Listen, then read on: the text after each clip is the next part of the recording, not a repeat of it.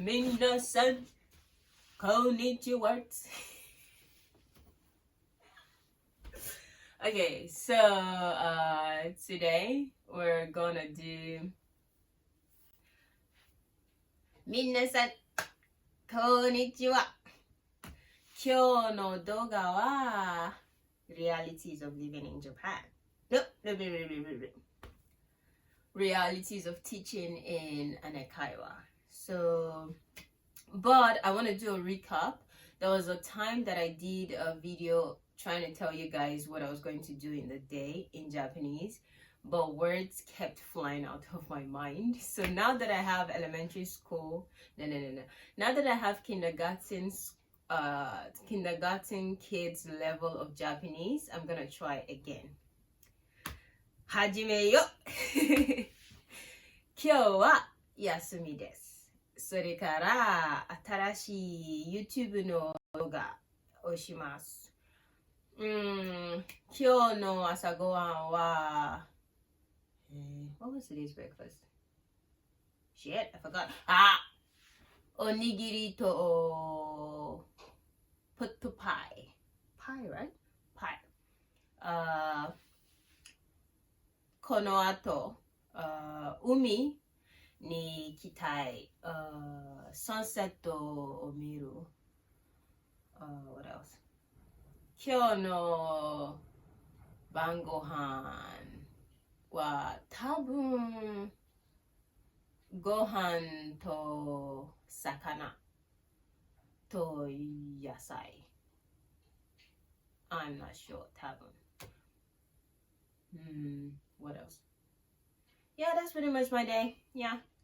I hope you understand that today I'm making a new video. After that, I will go to the beach to see some sunset. After that, I will have my dinner is going to be like rice, fish, and vegetables. Okay? 今日の動画始めよ。Let's get to the realities of teaching in an Eikaiwa in Japan. Did I say teaching? Anyways, first of all, my name is Prey. Welcome to another video. Yay! I've been teaching in an Eikaiwa in Japan for about 8 months. So there is some pros and there's some cons, and I guess it's 50-50. But let's begin. Hajime yo. So basically the video started acting weird, so I'm just going to do a voiceover. Here I'm pretty much saying, why did I decide to come to Japan? I decided to come to Japan because honestly it was the easiest visa to get, if I'm being honest. But at the same time, don't get me wrong, I love Japanese culture, and now that I've been here for a while, I actually like the weird everybody does the same thing kind of society. Homogeneous culture where it's like, it's either you're going left or you're going right. Don't be in the middle. Don't be weird. Don't be the outcast. Right? Like most times it's really nice because everyone has another person in mind. Even if they don't want to do it, they have to do it. The mindset that if it's going to make another person uncomfortable, please do not do it. Would I like somebody to do this thing to me? No. So I'm not gonna do it to another person. So I like that mindset, and now I've been in that mindset and that space that if I know something is going to make other people uncomfortable, I just naturally don't do it anymore. I guess that's something that I like about Japanese culture. Another thing that I like will be the punctuality. I mean, the concept of African time, I really don't like it anymore. I mean, before to tell me like let's hang out by 2 p.m. I'll probably be there like 2:30 or 2:35. But now the way punctuality is engraved into my brain, if I'm supposed to be somewhere by 2, I will be there by like 1:30. Like at like the latest I might be there is like 1:50, because I do not want to keep the other person waiting again. If it's going to make another person uncomfortable, do not do it. Okay, if you are going to be late, please send a message that hey, I'm going to be late, or hey, I cannot make it. I learned these 2 things from my my shodo class, my calligraphy class. If you're going to be late, please send a message, I'm going to be late, or better still, give a call or something. Again, if it's going to make other people uncomfortable, do not do it. Okay, so now let's start with the reason why we are truly here, the challenges of working in an Eikaiwa. My first point, I'm pretty sure everybody on YouTube has said this point before. You do not have the weekends off. At least the Eikaiwa that I work in, the weekends and public holidays are the most busiest days of like whatever the week is. Like that, those are the most busiest days because again, I teach adults and I teach high schoolers. So I teach like high schoolers and adults and maybe sometimes kids, but most times it's adults. And adults are free from 5 p.m., which is like evening classes, maybe like from 3, 4, 5. That's when they start like getting off from work and coming to English class. So evenings are super busy. And okay, I already filmed this whole video before, but it cut short and I did not know, so now I have to continue. Also, if the earlier part of this video the voice is faster than the movement, I'm sorry, I don't know what's going on with my phone. This is a sign that I need a new one. If you want to buy me a new phone, let me know. So I don't know what I was talking about. Okay, I was talking about people work anyways. Business people work from long time to like 5 p.m. and it's usually from 5 p.m. that they have the free time to come for an English class. So your weekends and public holidays are different, like special because you can't take those days off. And then you have to work long hours. So there are situations again like weekends and public holidays you will work long hours because like again those are the days that they are off, so those are the days they're going to take a lesson. Also public holidays, most times the parents want to like have like a private time, a special time together, so they sometimes send their kids to like an English school, so the kids just go to the school and just have conversations and have fun while the parents like do their personal thing. So again, public holidays and weekends, long hours. I mean, on weekends, for example, like on Saturdays and Sundays, I usually work from like 8 a.m. to like maybe 8 p.m. because those are the hours, okay? Let me have peace, please. Then also you have random days off. You know how regular people's days off are like Saturday and Sunday back to back? You will like, in my mind I was thinking that like my days off would be like maybe Monday, Tuesday back to back. No, or your days off are gonna be Monday and Friday, or Tuesday and Wednesday, or Tuesday and Friday. So your days off are gonna be random. It's not going to be back to back. So even on your days off, you don't even have so much fun. So I mean, today I have Sunday off, so yay. The negative sides, there's one negative side to a homogeneous society. If one person hates you, everybody hates you. so for example, if one client or one student doesn't like you, all of a sudden a lot of students don't like you anymore because that one person said, she's a terrible teacher, so now everybody doesn't like you, and everybody don't like you, doesn't like you. I don't know the English, but now everybody hates you. So I had this one person that was giving her experience one time where like this one kid did not like her lesson, so she complained to her parents about the lesson, and then the parent like withdrew that student from that teacher's class. And then after she did that, the parent told other parents, and then all of a sudden all the parents withdrew all their children from that one teacher's class just because of one child. So that's the negative side of it, right? Yeah, so if one person hates you, everybody hates you. So here the customers are always right, so the students are always right. So God forbid something serious happens, likely chances are the students are gonna be sided over the teacher. Yeah, so that's just the reality of it. If anything was to happen, anything was to go wrong, 90% of the time they're gonna take the side of the clients, because clients are always right, you know. As instructors and as teachers, you're gonna try your best to be on your best behavior. Another thing that I hate is that sometimes the students are sick. Like, you can see they have allergies, like their eyes are itchy and they have runny nose and they're sneezing, but for some reason they still come for lessons. I'm not even talking about children, I'm talking about adults, like business adults, people, like even mothers. Like, they still come to the lesson and sneeze all over you and do all of that shit on you, and you are not allowed to take a sick day off, because guess what, you are supposed to be healthy at all times. But then they allow the clients that are sick to come to class, and then when they make you sick, you get cautioned, and you get, you know, screamed at, and you get penalties for missing a lesson when it wasn't even your fault, because half your students that day were like sick and have allergies. So during like the cold seasons and like the allergy season, a lot of instructors are like, a lot of teachers are on face mask, because if you fall sick, that's on you. One of the big ones for me is racist clients. When I mean racist client, I mean racist clients. Like, they will not say it to your face, hey, you're black, I don't like you. No, they're gonna make the stupidest comments on earth, and you cannot say shit about it. You're just supposed to smile. Like, I mean, I had this one client that was surprised that we have Netflix in Nigeria. He was like, hey, have you ever watched anime? And I was like, yeah, I watched Naruto one time in high school, because I used to have like these nerdy classmates that love Naruto. And he goes, Naruto, Nigeria, Africa. And I'm like, yeah, there's Netflix in Nigeria. And he goes, Netflix, Nigeria.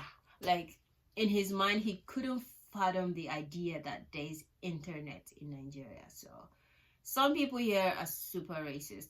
There was this one person that was asking me, how do Africans, how do Nigerians stay healthy? Are they fat all the time? And, you know, if Nigerians are always fat, how do they stay healthy? You know, in Japan, they're always jogging and keeping health. Anyways, some racist ass comments that you will hear sometimes, some stupid ass things that people say. But you can smile and nod, because if you reply, you get in trouble, because guess what? Customers are always right. And then I had this one student one time that was very angry that his English teacher is from Nigeria. So he went on ranting about how, why would they give him a teacher from Africa? Like, he wanted to learn English from, like, you know, the foreign country, not Africa. So yeah, again, like I said, you will meet some racist ass people. And then there's the opposite. You will meet the people that just love you. Like, they will love you so much, you will be confused as fuck. Because it's like, these people don't have a middle ground. It's either they love you or they hate you. There's no middle ground. I've met some clients that were just in love. Like, they have some interesting questions. They're discussing. They're like, how is, like, they are genuinely curious and they love you. And there's this one guy that I had one time. He was so obsessed with the Hausa culture. Anyways, I think he will be in Nigeria next year. He's trying to go to like Kano or something, because he saw there was a Hausa festival, I forgot the name, in like Zaria or something, and he really wanted to wear like babariga and like this. I'm like, yo, it's like turban and like sultan. I don't think you're allowed to wear that. Anyways, I don't know if he's allowed to wear that. And he wants to wear kaftan and all of that. So yeah, you will meet the people that love you. Like, you will meet the people that, you know, really genuinely connect with you, which leads me to the last part. You will also meet the people that will end up having like crushes, like huge, like they like you so much they end up having a crush on you. So there's the possibility of a client falling in love with you, and that's okay. That's fine. They are adults. They have feelings. Everybody has feelings, you know. I've had a couple of like students that had crushes on me. Like, you will know if somebody has a crush on you, right? So maybe the person, like maybe a guy for example has a crush on you, and the moment he sees you, he's like, for example, let's say the person that has a crush on me is James, right? Let's say for example his name is James. So James is walking to my class, yeah. Once James sees me, James is smiling ear to ear. He's smiling, and I could literally say, how are you? And he will laugh. Like, he will laugh. He will laugh so hard. It's almost as if he has never heard a joke before. That's the first time he ever heard a joke. He will laugh so hard. Even you're like, what the fuck is so funny? Like, really, how was your day?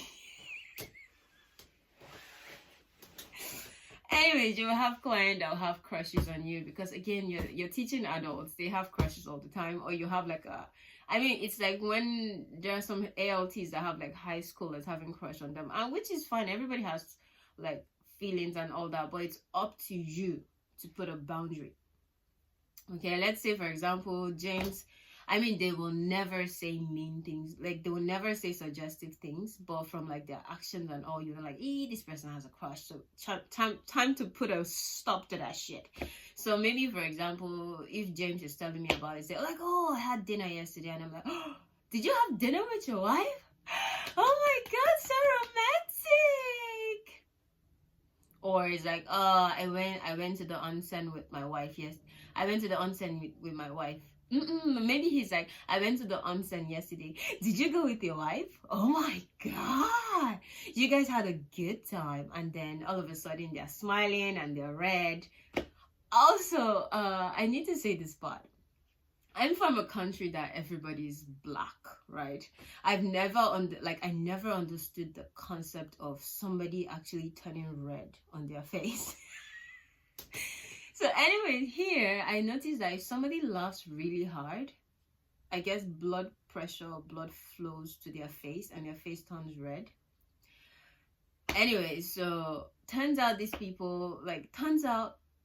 non-black people turn red on their face when they're like super excited or nervous or something. So it was the first time for me. Like, now I'm used to it. Like, if somebody's doing something nervous or whatever around me and they start turning red, I'm cool with that. I'm used to it. But like the first couple of times caught me off guard, because it's like, shit, why are you changing color? I don't mean this in a racist or bad way. Again, I've been in a country that is filled with black people my whole life. I did not understand the concept of that. So now I know, now it's better. So yeah. Another negative aspect will be the crowded trains during rush hour. Places like Kawasaki, Yokohama, Machida, Jesus, during the rush hour is crazy. Sometimes you would have sometimes you'll be assigned to like 2 schools. So maybe in the morning I'm going to Machida, and in the evening I'm going to like Kawasaki or something. Anyways, the rush hour is crazy. It's like, sardines even have space in the can. Bitch, like, it's like me and you are like face to face like this. And to make it less awkward, because we're so face to face, to make it less awkward, maybe I'll put my head down and press my phone, and the other person like pressing their phones. It's crazy during rush hour. So yeah, it's crazy during rush hour. And also, I've never experienced the gaijin seat. I guess a lot of people say they've experienced it, but I've never experienced gaijin seat. Maybe again because I am always going to like really crowded places, because again, a lot of people on my train have places to be. They don't have the time to be racist to you. Like, they have places to be. If there's a seat, they're going to sit down. Because with the way Japan is so busy, like, the way the country is so fucking busy, like, if that short 10-30 minutes train ride is like the 30 minutes that they get to sit down and rest their head and be cool for like 30 minutes. So like, the idea of being racist and suffer, I don't think I've ever like experienced. But again, I've been here for a short time. I'm not like saying what other people are saying is wrong or something. I'm just saying I've been here for a short time. I've never experienced it. Again, maybe because like the times that I'm entering the train is like busy times. Like it's super busy. Like the trains are jam packed. Nobody has the time for that shit. So even my local train, even Enoden line, is so fucking crowded. Like yo, there's so much tourists on that train that like nobody has the time to be fucking racist at that point. Everybody's going to sit down. Okay, if you don't want to sit, bitch, I'll put my bag there. I don't care. So yeah, that's pretty much my rant for this week. Thank you so much for watching this week's video. If you have any questions or comments, please put them down in the comment section below. Also, I'm running out of ideas of videos to make, so please give me ideas of something you would like me to talk about, and then I would see if I can talk about it. For the people curious about applying for jobs in Japan, I would advise you to watch Telma T's video on YouTube. It was literally her videos that I watched. I think she's in the UK now. I don't know where she is right now. But when she was in Japan, it was her videos that I watched. I found her from Waka Doctor. So it was her videos. I watched her interview questions, her websites to apply to. It was literally her videos that I watched. So go back, watch her videos back to back to back. But if you have any other regular questions, then please let me know. Yeah, so see you guys next week. Thank you so much for watching my videos. Arigatou gozaimasu. 本当にありがとうございました。また来週。バイバイ。またバイバイ。